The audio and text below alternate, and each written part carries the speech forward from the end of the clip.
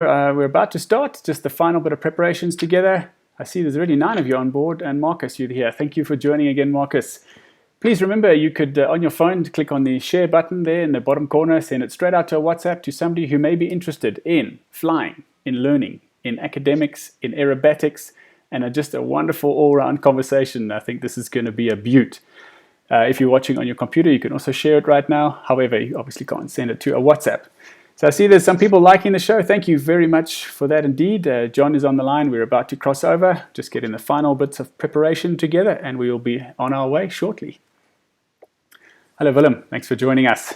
Great to see you here again. Okay.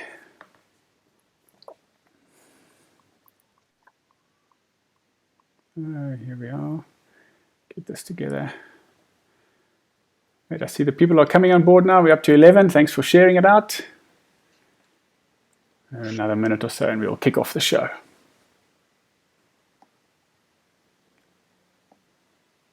Hope everybody is keeping healthy and fit, enjoying that yard time this morning. Oh, it's great to be out and about, stretching legs.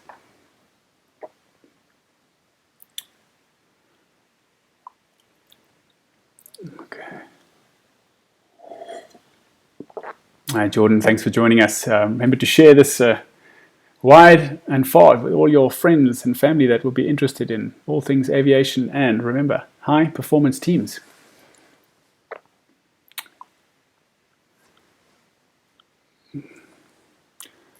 Okay, this is about the top of the show. Thanks for those extra shares. I see we had about 14 people now. How's it, Fran? Thanks for joining in. And we'll go live now. So let's get the thumbnail ready. And we'll kick it off. Interesting show up ahead.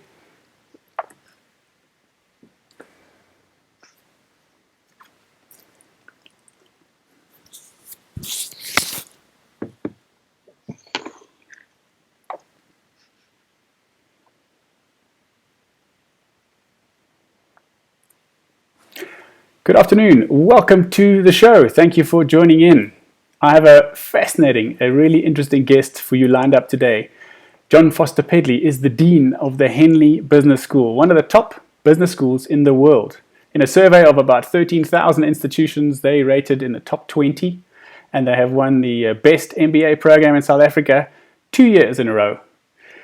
It's going to be an interesting conversation. The gentleman I have today for you is not only a master academic and innovator, but he's also an aerobatic champ.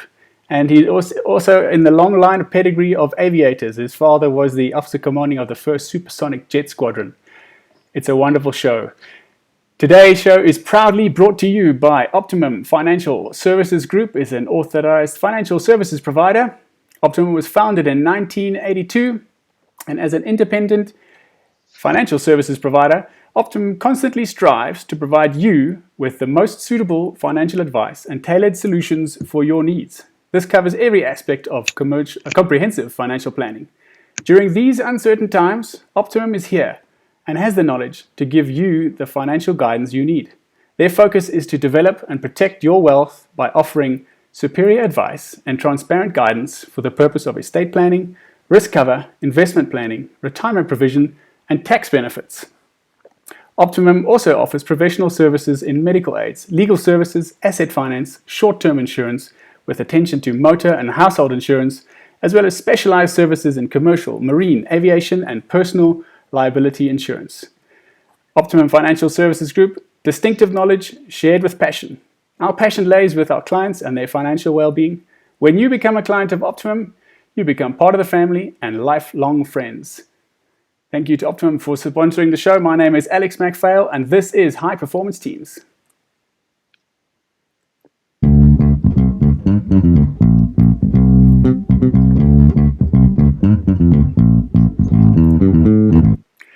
Good afternoon to you, Jon. Welcome to the show. How are you?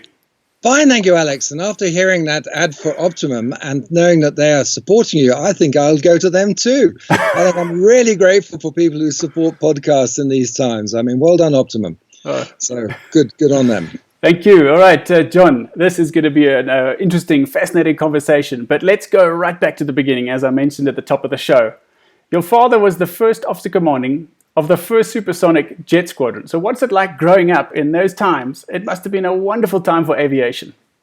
Well, it was. I mean, Dad, he actually started off in Avro 504s biplanes before the war through Hawker Harts and Furies, and then he was an instructor through the Battle of Britain. And I'll tell you an interesting story about a pair of machine guns a bit later on, maybe, if you want to know.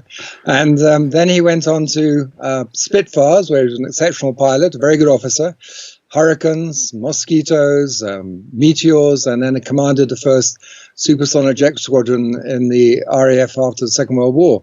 And he was a fighter ace. So being brought up with that was extraordinary because he was a very good officer. Understated man, and so we all joined the family profession. Myself and my two brothers all joined the RAF. I was the black sheep who dropped out and did other things, but that's another story. Okay, well, we'll get to that in just a minute because people have interesting journeys, and yours is very interesting. But I'm going to put a picture up there of your first flight. I believe your father took you up. So talk us through that first flight back in 1960.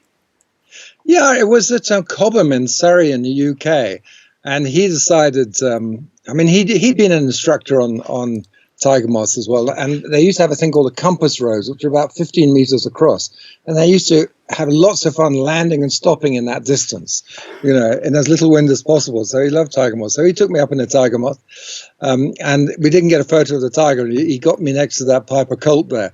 But he took me up, and the flight before, he tested the buckles, and one had fallen apart when he pulled it. So I think they sewed them up properly, and he took me up and gave me some aerobatics, did some wing overs and the loop.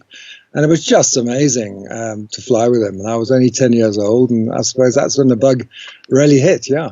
Oh, great. Okay, so fast forwarding through then, you've grown up with all things aviation and the Royal Air Force, the best of British as well. And you apply and you're successful to become a candidate, and you joined in 1969, was it? That's right. I got a scholarship to RAF Cranwell, which was kind of very lucky. They paid for my early flying on flying scholarship on Cessna 150s at Cambridge, where my instructor was one of the first instructors on the C-130, which they were testing out of Cambridge. So he'd come off that and jump in the cockpit with me flying this little old early 150. And then went to a better school, and then I joined Cranwell as an officer cadet in the penultimate cadet entry in 99 entry. I had a batman called John Widows. He was very nice. He cleaned up all my buckles, and the next year he turned out to be Prince Charles's Batman too. Whenever I get to see Prince Charles, I'm sure to tell him that. Yeah. Wonderful. Well, that's a term that I'm sure nowadays generation is not very familiar with, a Batman. And in fact, it was gone by the time I was in the Air Force, but certainly that term has been around, and I understand it. Okay, so you joined the RAF. You ended up in the going off to the University Air Squadron and start pursuing early academics. And then you decide to take a bit of a left field and abandon all that completely and go on a different journey. So tell us about the next couple of years of your life. So I love the flying, and I'd done very well in flying. I think it was in my blood, so I think I was, top of my entry, as it were. And then I went into University Air Squadron studying sociology in central London in hippie era, and when it was very radical, and all these long-haired people, we'd sit and chat all night while my hair was mown up to here, and I was living in student res, flying at the weekends. And after a couple of years, I decided I'd made my choice rather too hastily at the age of 15, and I wanted to become free man, become a writer, and I bought my way out of the RAF. And then I threw myself into the counterculture. I met a lot of South Africans who were emigres then, who'd left South Africa with their flutes, guitars, and bags of Durban poison. And there was that whole sort of period of really free sort of thinking and a fascinating time. And I threw myself, did many, many jobs, labouring jobs, marquee erecting and mushroom farming and all sorts of stuff I did. I did about 40 different jobs for the next few years, surviving. And then I thought everyone wanted Indian gurus. So I thought I'd grow my hair, get on the road, and I'd travel to India, hitchhiking across Europe. I got as far as Switzerland, where I met started picking grapes on this lovely Italian farm. And I met this guy who was part of a Hindu group called Guru Maharaji, this young boy guru who'd come across with his family from India, and I decided I would join that and become serious about meditating and understanding the spiritual life. And it wasn't deep religiosity that caused it. It was really a deep sense of trying to free one's mind. I was brought up as a very middle-class guy, and I really wanted to escape from those sort of conditionings. And so I threw myself, declassed myself, and then joined this sort of ashram in the UK, several of them actually, where we devoted our life to we did whatever jobs we could do, gave all the money to the cause, meditated morning and evening.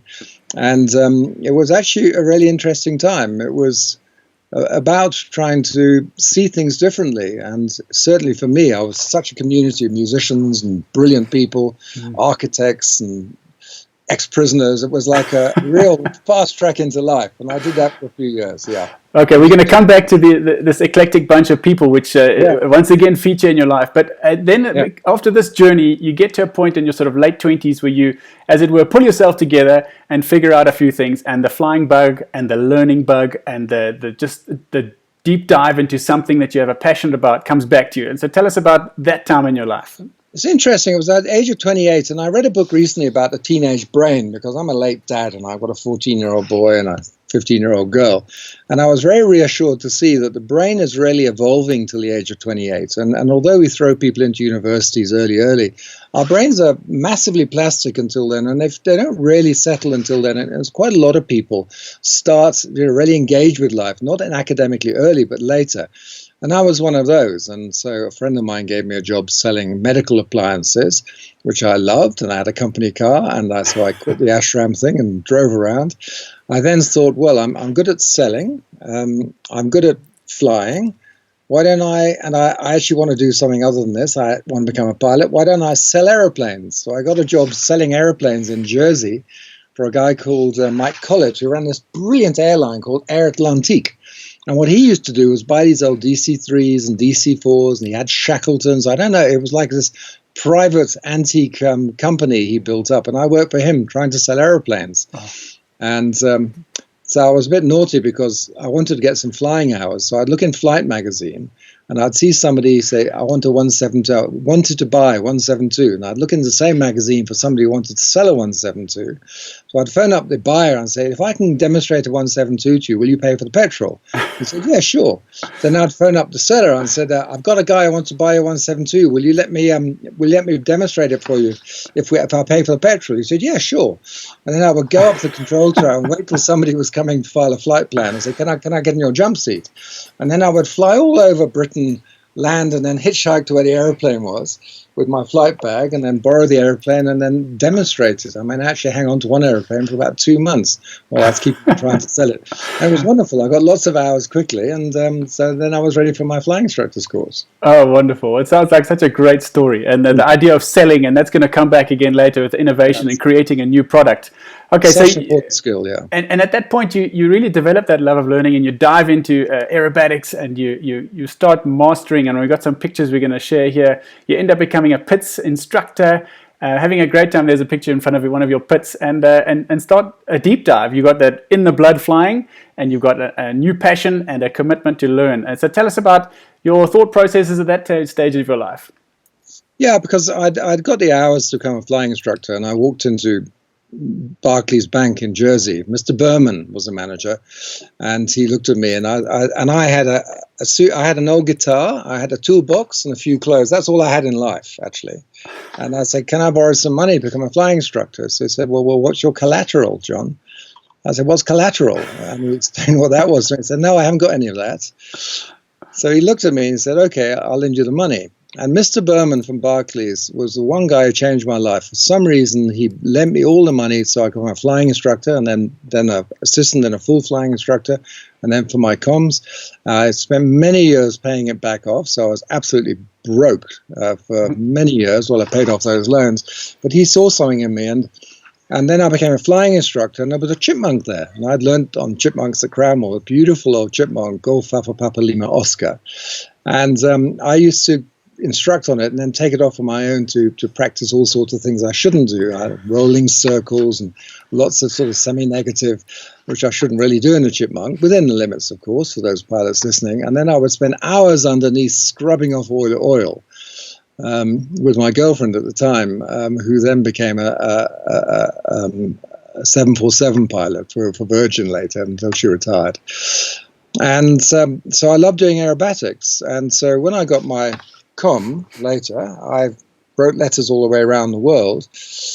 My first job was flying charter out of Scotland, beautiful, at night in the snow, single pilot, no autopilot to Stavanger, 2.5 hours over the North Sea in a howling gales, and so I love that flying.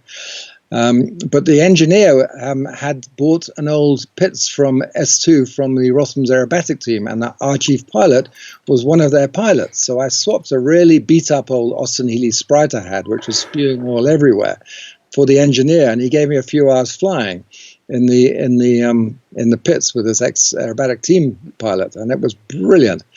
So I then got job offers commercially, and one of them was from Avex Air in South Africa. And because I'd met all these extremely alternative South Africans wandering around the world, I thought I was curious about South Africa. And Avex Air was run by two ex-aerobatic pilots called Nick Turvey and Mike Van Ginkel, who some of the listeners may know, both great people. They flew Zins, and they were champions. And so I said, I must go there. Maybe I'll get some aerobatics. Well, they didn't give me any aerobatics. They gave me an old PA-28 with an unbelievable number of hours. It was as wrinkle-and-bent as an old airplane can be.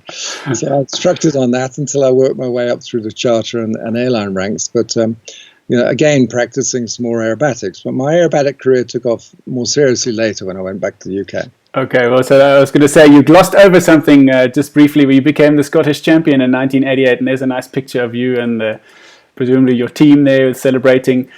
Okay, so you took it quite seriously to become the national champ, and then you went on to do advanced and world championship participation as well.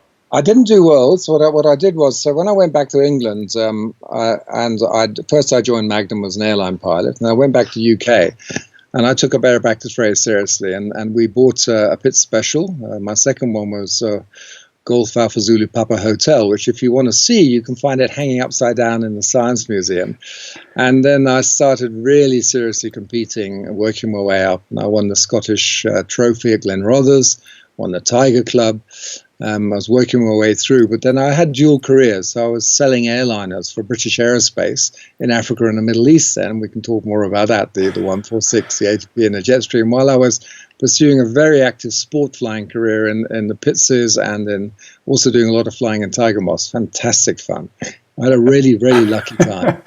Okay, so I do want to get to a couple of those things, and I can feel already that we're going to miss so many things because there's so much to talk about. Okay, so you're very involved. You're loving your aerobatics, and you start selling airplanes. You're using that skill of selling once again, and then there's an opportunity takes you into France with Airbus and Dassault. Tell us about that professional college that you set up there. This is now the sort of early 90s, 1990, was it? Yeah, so my boss at the time was a guy called Tom Saunders at British Aerospace, and I said I wanted to get an MBA because I'd heard about it. I'd actually dropped out of my first degree because and I didn't complete it, so I thought, well, I better get myself degreed up, although I have all my comms, etc. So Tom's daughter is Jennifer Saunders from AbFab, that very famous comedian. So he told me hilarious stories, but Tom saw something in me and decided to sponsor me for the most expensive MBA in Europe on full salary, and I didn't have to work at the same time. So that was extremely nice of him. So after that, I rewarded him by leaving the sales side, which was he was fine about. And then I joined these other organizations, and I went to France to set up a college for the European aerospace industry to try and build that aerospace industry in competition with the American aerospace industry. So we would teach airline economics, we would teach the sales of very large aircraft and complex engine sales, building campaigns and all that sort of stuff. Because in my sales career in Africa and the Middle East, I'd had to go into countries blind and try and build up campaigns. And it was a bit like being a spy because you would set up all these networks with all these middlemen and other things going on, working with the embassies. It was a fascinating time and very autonomous. And I thought it would be really interesting to help the European aerospace industry build up its commercial thing, and it's a game theory thing. Co-opetition is when you collaborate to make the pie bigger, and then you compete to divide it up. So the European aerospace industry decided to collaborate to build their commercial skills. Okay. Thus Airbus did very well, yeah. Yeah, I had a fantastic opportunity to visit Airbus in November last year. It was a wonderful time, and it's a great setup there. And I know that the French take the aviation industry very seriously, Beautiful. At the end of this chunk of time, you spent about 5 years there. Then there's an opportunity to become an academic, and you join the Graduate School of Business back in Cape Town. So how does that come about? Well, after I did my MBA and just before I went to France, I'd loved my MBA and I didn't want to forget, and I liked strategy very much. So I wandered into my local polytechnic and I met this sort of tall, scraggly, bearded, grey guy, chain smoking, called Ralph Stacey, with a South African accent. So I thought, and he happened to be teaching strategy. What I didn't know was that Ralph was one of the world's leading complexity theorists in management, largely unknown in South Africa, but with an absolute fantastic alternative mind. And I worked with him teaching strategy. And so after that, and all the way through France, I continued to teach strategy and international business, international marketing on MBA courses as a hobby, but also to keep myself intellectually aware. And I loved teaching. You know, you've instructed, you know what it's like to instruct. It's a phenomenal thing to take people somewhere and see the potential in them growing. And people say, you know, I can't do this. It's amazing. I remember once I took somebody up from on a trial lesson. I remember she took the controls before takeoff, really still day. And I talked her all the way through to landing, and I didn't touch the controls once. It was amazing. Oh. And so when you've got people who are that receptive and you see them blossoming in front of you, that's wonderful. The teaching is brilliant. So I wrote off. Now Mandela had come out of Robben Island, 1994. Things have changed. I thought I really want to get back to South Africa because I've been, you know, an airline, bush pilot, geophysical survey pilot, charter pilot, and instructor in South Africa, but I wanted to go back. So I wrote to a number of universities, and University Cape Town Business School offered me a job running their strategy program, and I took it. And that was in 95, and I came back, and it was like coming home. Intellectually, teaching, I just loved the teaching, and having the freedom to develop programs in strategy, innovation, and creativity with very little interference under a very sort of benign regime, actually, at UCT. And we were able to take it to unusual places, and I love doing that. But unfortunately, I really pretty much stopped flying then until for a little time when I went back to New Zealand. Okay, well, about at this point, you've done a lot of flying, and you've done airline flying, you've set up aviation industry, you've sold airplanes, you've taught, you've done a wide spectrum of flying, you've had a good taste of it. And now's the time for a bit of a pause, and you a deep dive into an academic. And after a time, it's a sabbatical time for you. An opportunity presents itself, and you shoot off to New Zealand, and you regrow and reinvigorate yourself for the next journey. Yeah, I mean, I spent a few years teaching strategy and building that course, and then I was given the opportunity to design and develop the executive MBA at UCT, which I was the first director and designer of that. And it was very alternative in terms of the system thinking approaches, the critical thinking, and experiential attitude. It was a more mature way of thinking for people who need to deal with a high degree of cognitive complexity. And then I headed up executive education there. And then I was given the opportunity to make permanent my residence in New Zealand because my elder brother had been over there flying for a number of years. One of the few people in the world who's got over 50 years of military flying experience. Wow. It's almost impossible to do that. He's still not retired. He's in his early 70s. So only the Kiwis. Yeah. So I then went to New Zealand, and for the first 6 months, I bought a little camper van. In fact, it wasn't even a camper van. I put a board in the back and put a sleeping bag on it, made some curtains.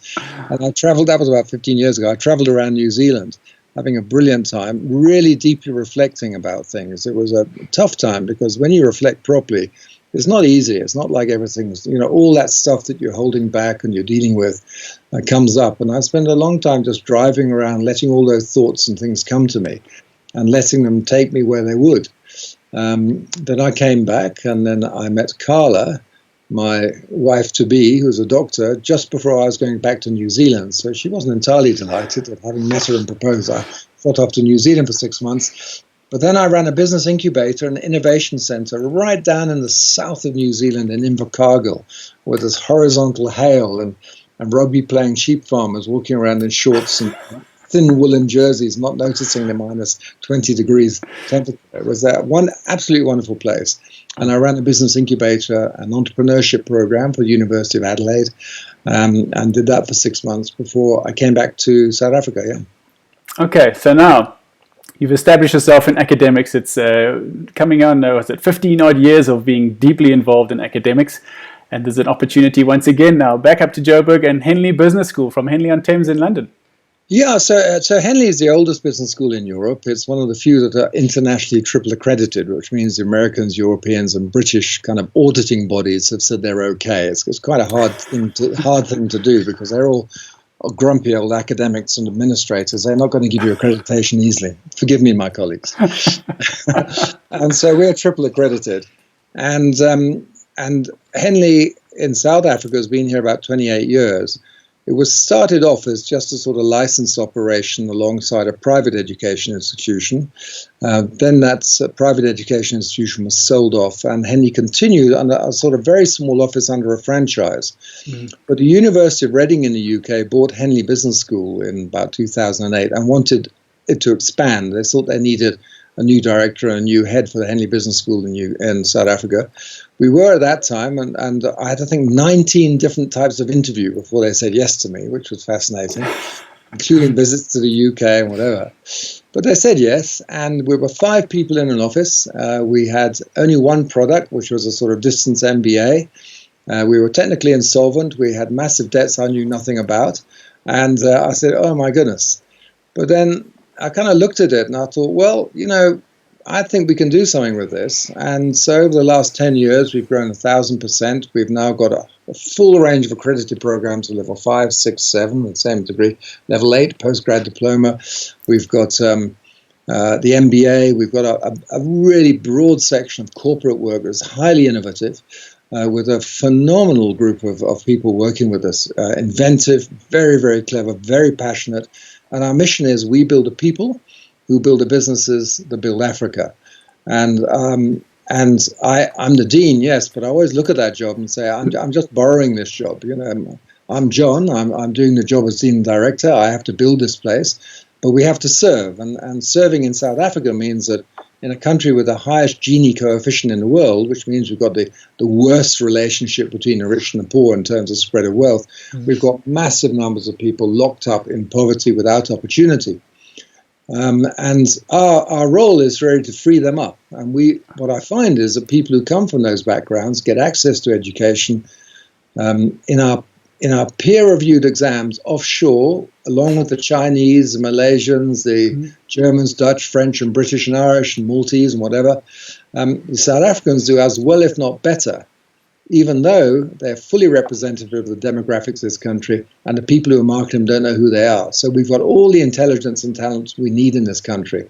It's just locked up in really historical pathologies, which we have to unpack because we have the talent here. So I love being in education, and it's a real chance to try and build up the future of South Africa through a real revolution in education. So we've been very lucky. We have a fantastic culture, great people. We've grown unbelievably fast, and we do really good work. So I'm very happy to be part of it. Yeah. Great, John. Now I want to actually just touch on something you've mentioned there now, and through conversations over the last few weeks, it's been wonderful chatting with all the different high-performing teams out there. One of the guests I had recently, the Springbok player Andre Snyman, he gave us an insight into a professional sportsman, in this case rugby. When he picks up the ball, and similarly to aviation, he needs to look around and have that situational awareness and notice, is this person about to tackle me? Is he a person out of position? Is it a forward? Is it a defender? Is it a backline player? Is he fast? Is he turning sideways? How do I hold the ball? So all these little thoughts are going through his head, obviously in microseconds, knowing whether I should go this way, go that way, pass, brace for the impact, and those skills are built over hours and hours and years of training. And I know that that's an area that you like to focus on. So coming back to your eclectic mix of people that you've associated with over the many, many years, how do you see professional sportsmen and musicians, artists, collaborators that work in traditionally non-academic ways? How do they come in, and how do you provide opportunities for them and make them the best of themselves? It's the weirdest thing, isn't it, that we've defined intelligence as academic intelligence. Now, academic intelligence is a really good thing to have, but just because you practice in academia doesn't mean you don't have academic intelligence. There are many more ways of thinking about what intelligence means. And we've stripped to mind our minds for one particular sort of skill in academic.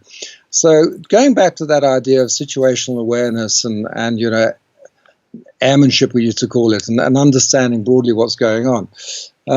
I did a lot of meditation. What meditation does, it forces you to focus on something and observe this random mind that wanders. You learn to detach a little bit from the screaming of your mind, and you understand it's just emotions, just thoughts. It's really not the deep you. So once you can see that, you can detach. So we responded to COVID, for example, hugely in advance of a lot of people. We were fully online before we had to do lockdown. We transitioned. We've kept all our business. Now, why? And I think it's because of the same thing you're talking about. If you are able to detach yourself and not really listen to your own opinion, but allow yourself to observe what's really going on there, it's like in aviation, it's the OODA loop, Boyd's loop, observe, orientate, decide, and act. You've got to be really good at observing, and to observe without your filters means you've got to understand who you are. So Yuval Noah Harari, talking about in Homo Sapiens and his 21 rules books, talks a lot about know yourself and know your mind. What that allows you to do is it allows you not to be drawn off focus. And the same is, working with different people. If you work with a very eclectic group of people, you're automatically confronted with multiple diverse opinions. Your mind is screaming initially, that's crap, that's rubbish. But you have to learn to switch off and see how can that person see the world in that way with full sincerity. Once you start to do that, it really opens up the potential for you yourself. You can understand what's going on. And so in live situations like that, you observe more. Although you're focused, you're also allowing to see the broad thing. Now, in aviation, you have to do selective scans when you look for moving objects, because they don't move relatively when they're going to hit you. So you stare in there, you're disciplined about your observation. But in life, we're often not like that. So when you're a sports person or a musician, you become very, very in heightened states of awareness. A lot of talk about flow with Mihaly Csikszentmihalyi talks about that in his books. But all sportsmen, all pilots, most people do it anyway, meditators do it. And it's a really important characteristic to get in mind, because then you can, without connection, you can start to see these broad patterns and see the early subtle cues and the vague inferences, and they mean something to you. You can start to pattern them early, and you don't close down your mind. And your mind is not always right, so you don't get all upset when your mind comes up with this crazy idea. You observe it. And sometimes that crazy idea isn't so crazy. Your judgment of it says it's crazy. But what it's telling you is a new reality, so you've got to let go and look at it. And if you get very good at doing that, you become very much attuned into seeing your environment and able to very clearly see what's happening around you where others can't so easily. You haven't got that practice. And that's really a big part of what you teach in strategy or you teach in management. It's not about just the finance and all that. It's about the quality of mind you bring and how you develop your thinking, your observational mind to deal with complex problems and understand how to unpack them without being just stuck with a prior hypothesis or a previous habit to make it work. So I think there's enormous synergy or enormous similarity between these different domains of theatre, music, sports, flying that are really important to real life. And the trouble is we've stigmatized them and shoved them out in the end. And they are a lot of the skills that are actually going to get us out of the pickle we're in now. So we need to bring in those new ideas, and give them substance, and then really work with them. It's a long answer to a short question. So I mean, your school has become known for personalities in sport and on stage, etc. And I know you've had some collaboration coming through with some top names of top sportsmen in the country and the musicians as well. How is it that how do you run your team? So you started this Henley Business School a decade odd back, more with the team of 5, and you built it up to a team of 75. And I would imagine you've got your flavor over your DNA is running through that. But essentially, this is a high performing team of academics and instructors and teachers who need to foster real people that are go-getters. People who sign up for MBAs are it's a lot of money, it's a lot of effort, there's a lot of sacrifice to do it, and they're there to achieve and learn. Cheaper than the second-hand Toyota Fortuner. Putting in perspective. It might last you longer too. Okay. But yeah, I know what you're saying, I think, Alex. Sorry. It's interesting because if you want to be in an innovative team, the thing about creativity is that much as though you would like to, you can't say what your creativity is going to create.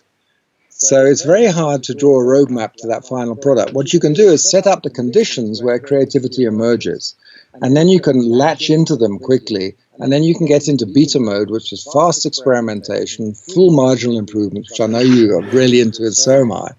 And then you need a really strong awareness underneath that. You need to notice what's happening, see the unexpected outcomes, pick them up, not deflect them, not use your prior hypothesis to ignore them. So you need a lot of discipline in mind. But the way we did it with Henley is I used a system thinking approach. And instead of coming up with a strategy plan, I worked with some people I knew, a guy called Dr. Julian Day in Cape Town, who's a system thinking. Other people there, like Professor Tom Ryan in Cape Town, are tremendous system thinkers we have actually in South Africa. And I thought very carefully, what do I have to manage well in order to build a business school that's both prosperous and innovative and also contributes to the nation? And we created these set of parameters. And at the very bottom of this was you have drivers, you have the kind of co-producers, and you have the outcomes. So I want a prosperous business. So everyone works on a prosperous business. But the business, that prosperity emerges from a set of deep characteristics that are often quite intangible. And we manage them in an intangible way. You've got to actually be focused and see them. So we started by saying that what we really need to do is reinvent what we mean by Africa. What does Africa mean now? Whose Africa is it? Is it a political one? What do we talk about when we're thinking about Africa? Is it an emotional aspiration about skin color or race identity? Or is it a thriving, transnational, creative, brilliant, dynamic group of nations that's making its place on the world with hidden and locked-in talent that are now going to thrust themselves into the world and be recognized for what they are across all domains of Africa? The second one was that we had to manage purpose before anything else.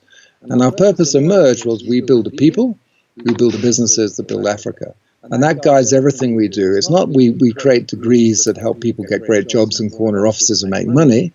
We create substance that helps people become the cornerstones of change and help them transform out of the old habits into new ones.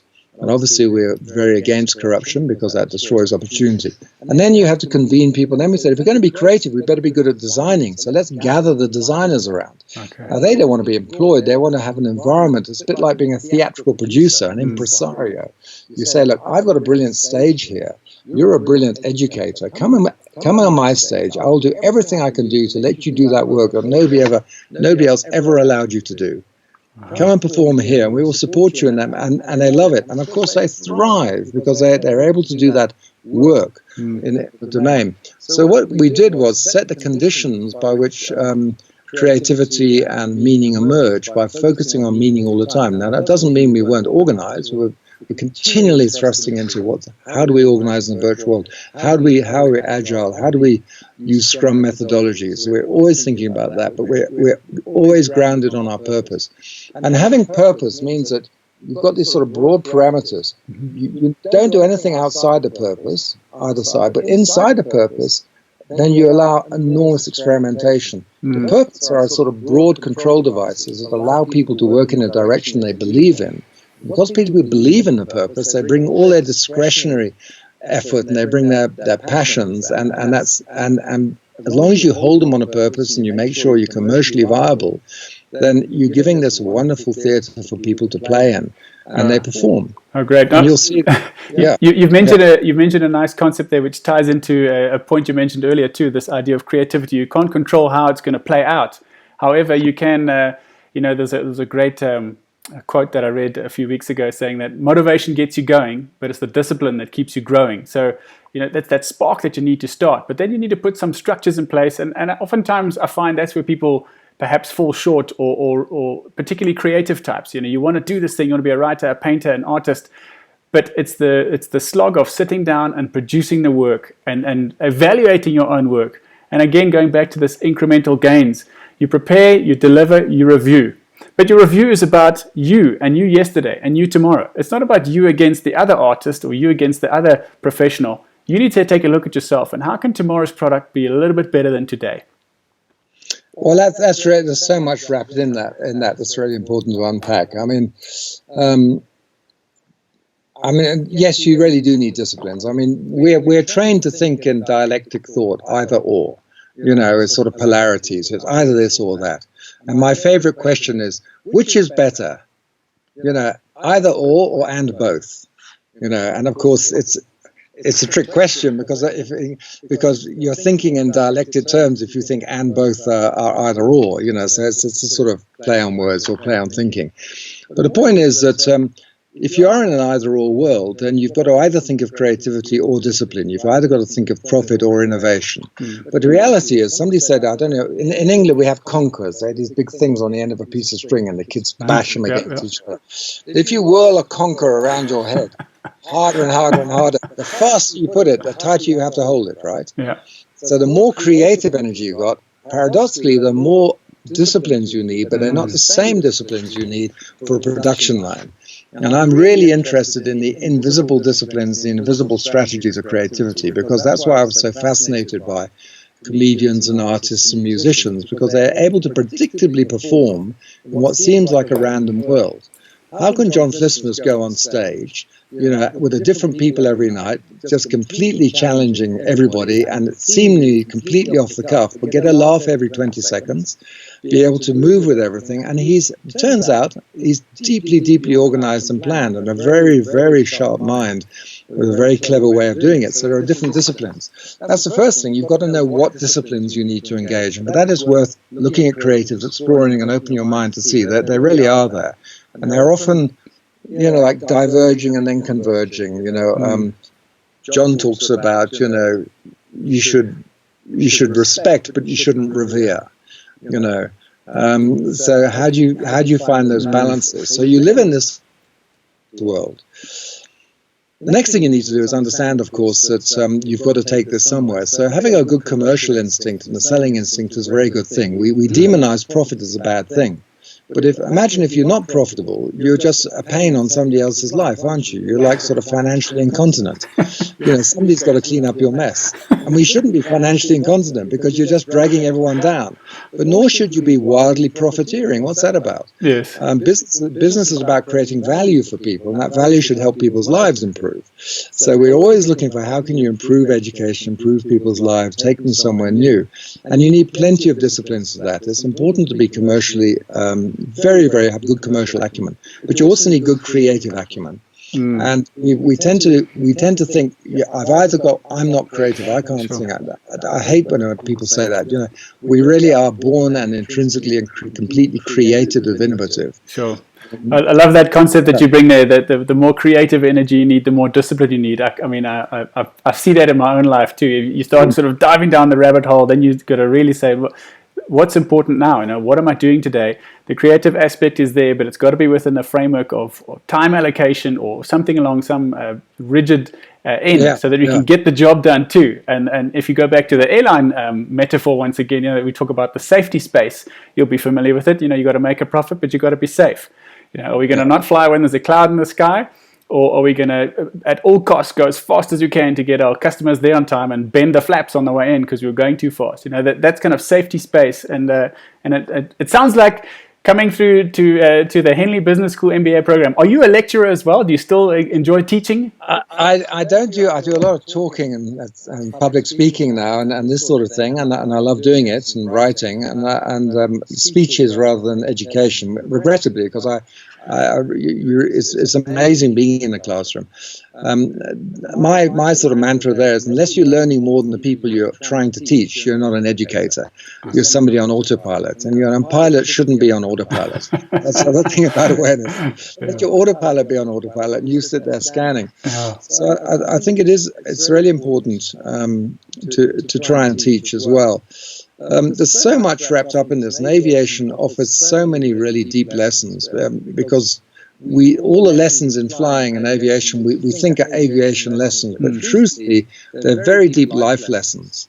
And you read Saint-Exupéry, you read Ernest Gann, the early books of those flyers, you read some of the great aviator authors, and you see wrapped up in there are deep lessons about how we live our life and how you're courageous and how indeed you manage safety. And one thing, it's not about what you learn, but a good piece of education anywhere should teach you how to learn in a live environment, how to learn in life, how to learn in reality, how to learn in experience.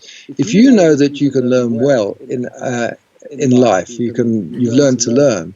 You're not scared of anything new because you know you can learn your way through it. You don't need a prior pile of knowledge. You can acquire that on the way or get advice. But if you're good at learning to learn, you can deal with any amount of change, and that's what we're really trying to do and teach our people in our programs. And I've seen as well through all the social platforms these days, particularly this COVID lockdown around the world, everyone's taken on some kind of a new skill during this phase where you've got to do something different. You've got to reframe your thinking.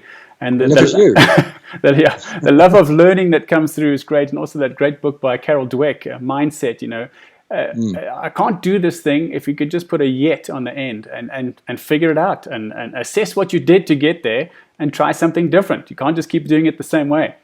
Now, tell me, do you still get to fly in little airplanes? When last did you go up in a small airplane and do some aerobatics?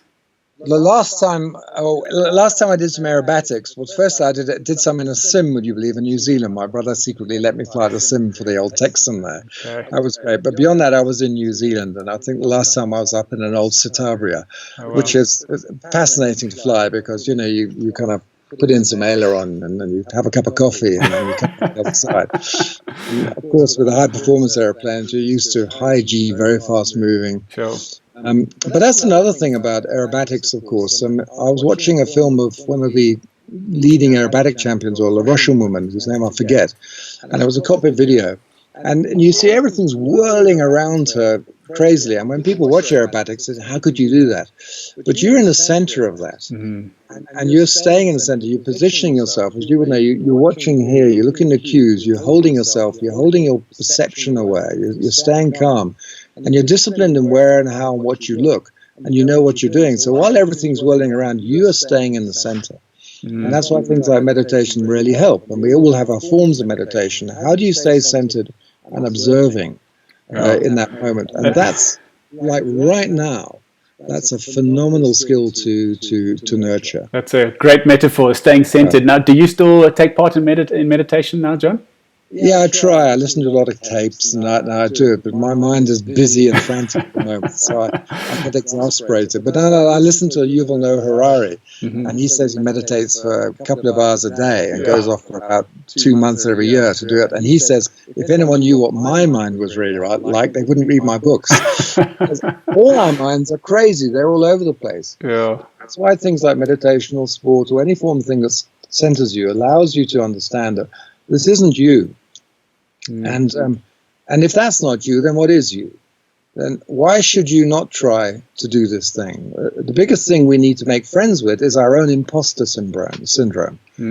Why shouldn't you do podcasts, become a personality, do whatever, become a global author and run airlines, whatever it is you want to do? Why shouldn't X, Y, and Z person be the leader of social change or stand up against corruption? Just because it's me, you can. If you just let go of those things and do it, it's just amazing what flows towards you if you go towards those things. And I think that's a lot. It's not about having ambition. It's about developing vision. And the ambition shouldn't be for what I want to gain. It's for what I want to contribute. I like that concept. That's great. Do something in the world. If we're going to be decent citizens, you better be a decent citizen. There's nobody behind you waiting. Yeah. There's only us. So just effing do it. While everyone's screaming and you're screaming at yourself, you're an idiot and you're a fraud, just do it anyway, because that's just static. Yeah. What's genuine is your authentic wish to make a change. So live with that and let that grow and let that be something. Well, John, I think that's a great place to leave it. I think we could sit and have a glass of whiskey or wine and talk for hours into the night, and it'll be wonderful when we finally get a chance to do that. I thank you so much for your time today. It's wonderful having this broad-ranging conversation, quite a deep academic conversation. Some of the guests are saying, wow, this is deep. I need to watch it more than once. So thank you for your time. Appreciate it, and all the best with your online learning. And thank you very much for doing this. I think it's wonderful you are. And thank you for everyone for listening. Thank you to the sponsors. And let's do more of this. I mean, it's up to us to make a difference now in this country. So let's have a go at it. Let's do it. Thanks again, John. Thanks a lot. Well, folks, it's been a wonderful conversation. I've really enjoyed that. I hope you have too. Please remember, if you could subscribe, share, and give it to somebody who might be interested to help support the show. Thanks again to Optimum Financial Services Group for supporting this episode. And until we see you again next time, 3 times a week, stay safe.